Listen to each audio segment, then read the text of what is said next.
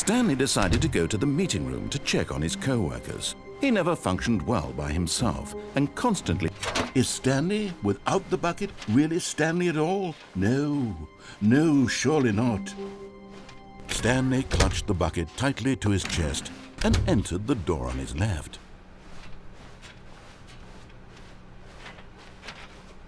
Still no one was here. Stanley needed the bucket's warmth and comfort now more than ever. Perhaps his boss's office was where he'd find answers. Stanley, we must move on from this broom closet, simply because I have no remaining stickers. If I did, you can guarantee we'd be in here for hours. But alas, no stickers.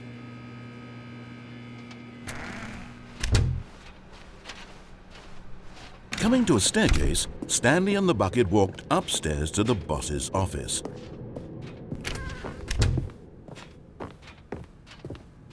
Stepping into his manager's office, Stanley was once again stunned to discover not an indication of any human life. Crushed, but Stanley guessed the correct code by sheer luck.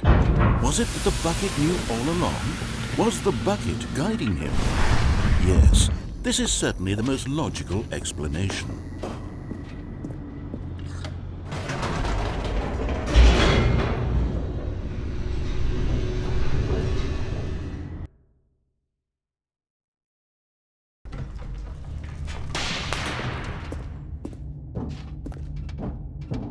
Stanley and the bucket walked straight ahead through the large door that read, Mind Control Facility.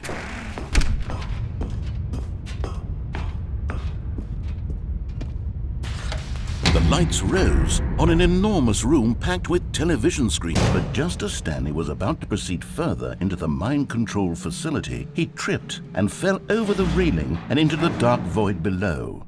Thankfully, he fell directly onto the bucket, which safely cushioned his fall. Now, what to do next, Stanley wondered. Stanley and the bucket could find no way out of this enormous pit, and so eventually they decided that the best thing to do would be to simply get comfortable down here. So they set up a little couch and relaxed. It really wasn't so bad down here, a bit cold perhaps. After some time had gone by, they installed a few shelves as well, and a sort of kitchenette that was useful for when the bucket was craving paninis. But it wasn't until the rugs and the standing lamps came in that it really started to feel like a home. In fact, after some time, Stanley realized that it had been ages since he had even thought of the mind control facility at all. He'd never gotten to fully explore what was up there, never been able to unearth the many mysteries of the mind control facility. This lack of closure began to eat at him. Soon he was dwelling on his regrets, and the state of their home slowly decayed as Stanley became withdrawn and neglected the cleaning. It unsettled the bucket deeply.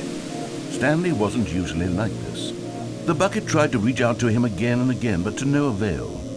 All Stanley could think about, all he could talk about, was going back, doing it over again, staying on the path. It was a mistake to leave the path. It was a mistake. It was a mistake. I need to do what the narrator says. I need to see the true ending.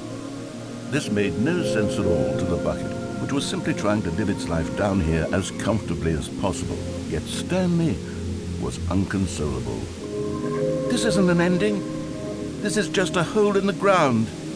The bucket sighed. True, it wasn't an ending. But it's where we happen to be. And maybe, possibly, if we accept the reality of things, maybe this will become an ending eventually. It's what the bucket was counting on.